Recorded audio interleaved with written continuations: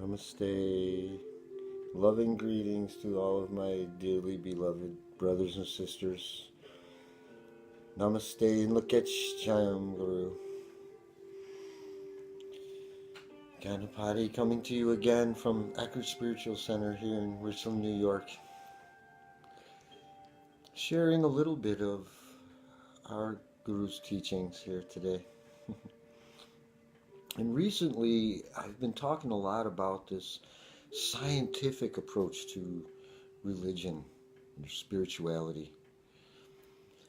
Scientific meditation techniques. So I thought I should take a little time out to clarify on that a little bit. You know, I'm not talking about Scientology. I'm not talking about Christian Scientists. Those are different. I'm talking about proving spiritual precepts instead of just believing in them. Our Guru Paramhansa Yogananda was very emphatic about proving these things.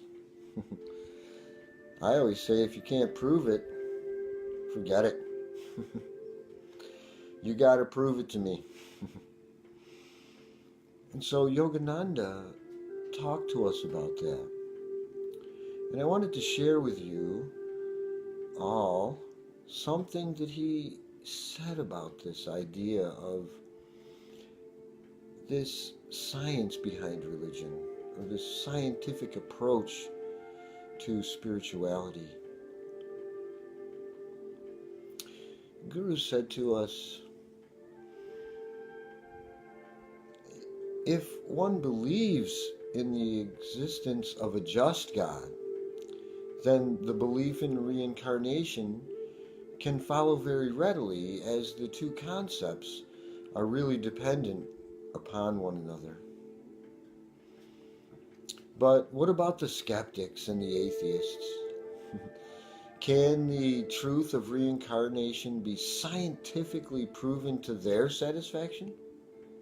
Can the theory of reincarnation be in any way scientifically experimented with so as to furnish not only hope, but actual proof of its reality?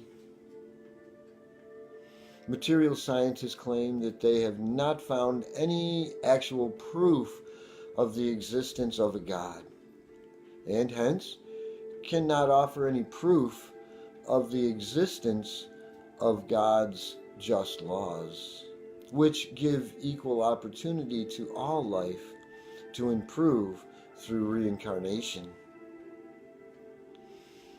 To such scientists, the suffering of innocent babies and other iniquities of life seem inexplicable, and thus point to the absence of a just creator. Now, on the other hand, most of those who do believe in a just God base their convictions on belief only, and have no scientific proof to offer to unbelievers. They do not dare, at least for the most part, to scrutinize or deeply question their faith for fear of perhaps losing it, or maybe creating some social disharmony. They are not aware, in other words, of the existence of a scientific spiritual law that can prove their beliefs to be true. But why shouldn't spiritual laws be investigated by the same methods of experimentation used by the material scientists to discover physical truths? This very question was asked centuries ago by the ancient Hindu rishis, and they set about the task of answering that question. Their experiments resulted in scientific methods that can be followed by anyone to discover the reality of spiritual laws and hence of the law of reincarnation as well, and any other great cosmic truth.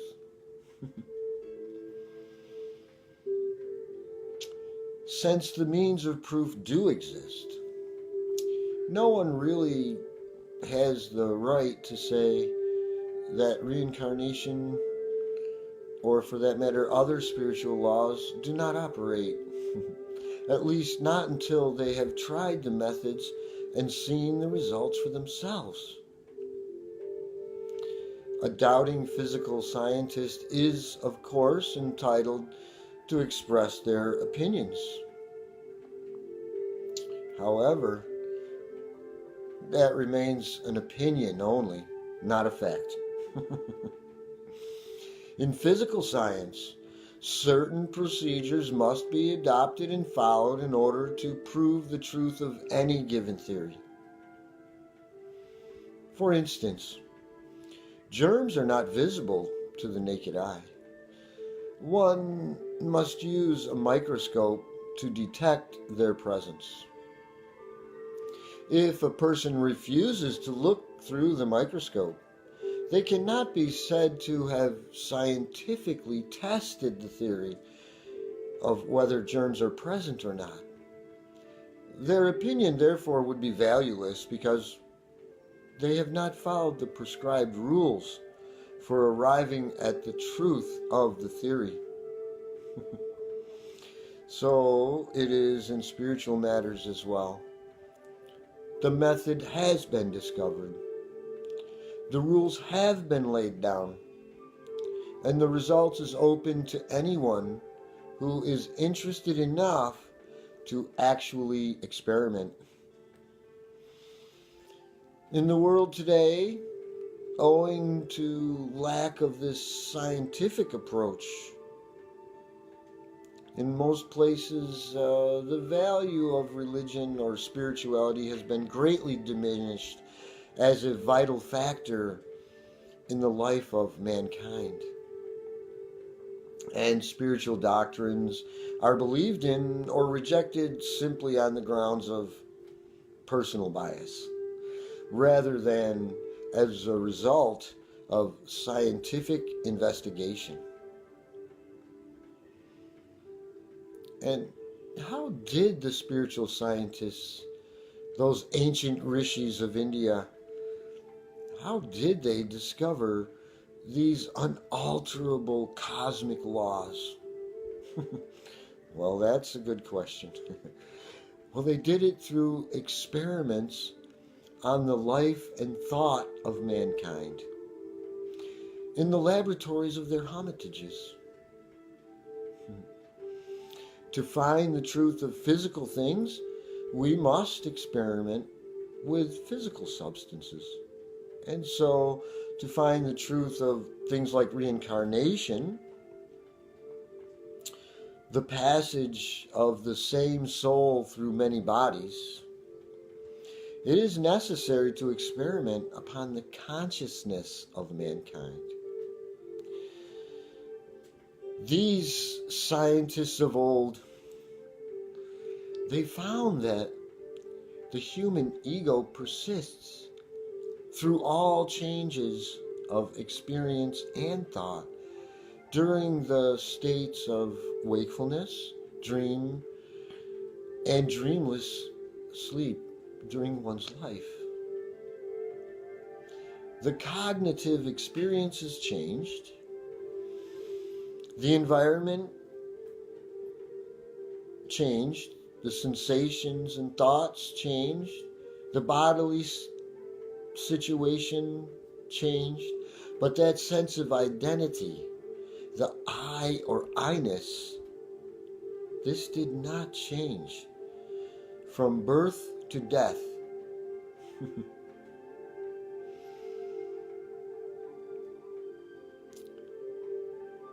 The Hindu experimentalists argued that through concentration on the self, through a constant, conscious, aloof, unidentified introspection or watching of the various changing stages and states of life, of wakefulness, dreaming, or dreamless sleep, that one could perceive the changeless and eternal nature of the self. Ordinarily, one is consciousness of their wakened state, and sometimes they're also conscious of their dreaming state. It's not uncommon during a dream for someone to actually be aware that they're dreaming. Through certain methods and practices, one can maintain conscious awareness during every state of their being. In wakefulness, dreaming, dreamless sleep, and turiya, deep sleep. That ever awakening consciousness, that super consciousness, that unrestricted region of mind beyond dreamless subconsciousness. During sleep, there is involuntary relaxation of energy from the motor and sensory nerves. Through practice, one can produce this relaxation during the waking state as well, at will. In the big sleep of death, there is total relaxation, the complete retirement of energy from the heart and the cerebrospinal axis. By deep meditation, this complete relaxation may be produced consciously in the waking state. In other words, every involuntary function may be accomplished voluntarily and consciously through practice. The ancient rishis of India analyzed death as the withdrawal of the electricity of life force from the so-called bulb of human flesh with its wires of sensory and motor nerves that lead to the different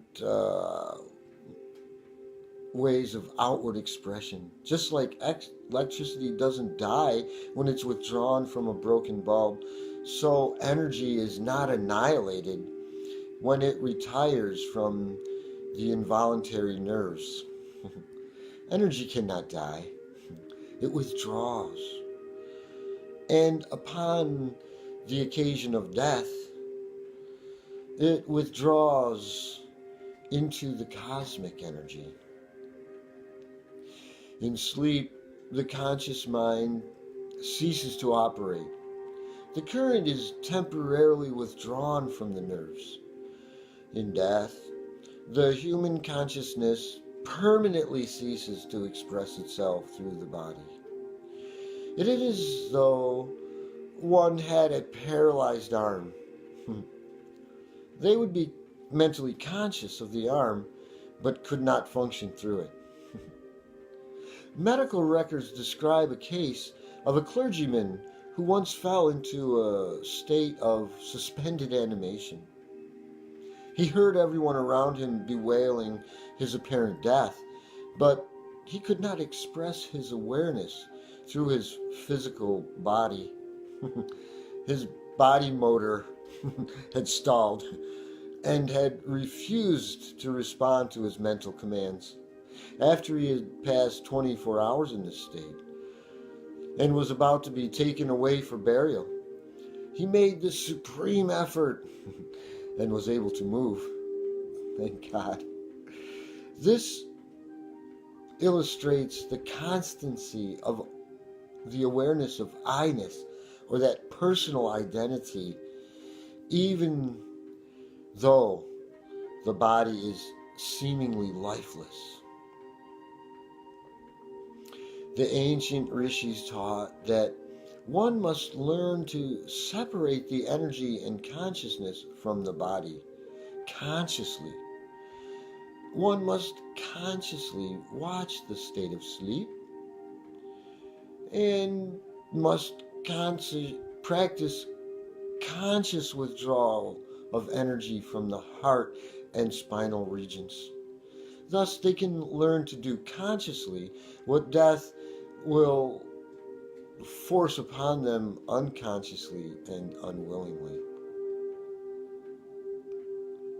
There is a case on record in the files of France and other European doctors of a man named Sadhu Herdist. He was in the court of Emperor Ranjit Singha of India. He was able to separate his life force and consciousness from the body and then connect the two again after several months. His body was buried underground and watch was kept over the spot day and night for months. At the end of this time, his body was exhumed and examined by the European doctors, who, of course, pronounced him dead. After a few minutes, however, he opened his eyes and regained control over all of the functions of his body and lived for many years more. He had learned by practice how to practice and control all of the involuntary function of his body and mind. He was a spiritual scientist who experimented with prescribed methods for learning the truths of cosmic laws. As a result, he was in a position to demonstrate the truth of the theory of the changelessness of the personal identity and the eternal nature of the life principle. Those who want to prove for themselves the scientific truth of the doctrine of reincarnation should first prove the principle of continuity of consciousness after death by learning the art of consciously separating the soul from the body. This can be done by following the rules laid down many centuries ago by the ancient Hindu rishis. First, they said, learn to be conscious during sleep. Then, second, learn to be able to produce dreams at will. Then, third, learn to disconnect the five senses consciously, not passively like in sleep. And fourth, learn to control the actions of the heart, which is to experience conscious death. Or in other words, the suspended animation of the body, but not of the consciousness that occurs during the higher states of superconsciousness. Bhagavan Krishna taught that the ego is continuously conscious of itself in childhood, youth, and old age. The embodied soul is uninterruptedly conscious, not only in these states, but also of attaining another body after death. In the long series of lives and deaths that are the ego's alternation between the physical and the astral worlds. By following the practices that lead to the four states that I previously outlined, we can follow the ego in all states of existence. We can follow it consciously through death, through space, to other bodies, and to other worlds. Those who do not learn those things, they cannot retain their sense of personal identity or awareness of consciousness during the big sleep of death, and hence cannot remember their previous states, or even the deep sleep states during one life. By adopting the methods of the ancient Hindu scientists who experimented with such laws and who thereby gave the world a knowledge that is priceless and demonstratable, one may come to know the scientific truths behind reincarnation and all the other eternal verities as well. Okay, so I think that's quite long enough for today. Well, sorry. Well, but that's what this Kriya Yoga is all about.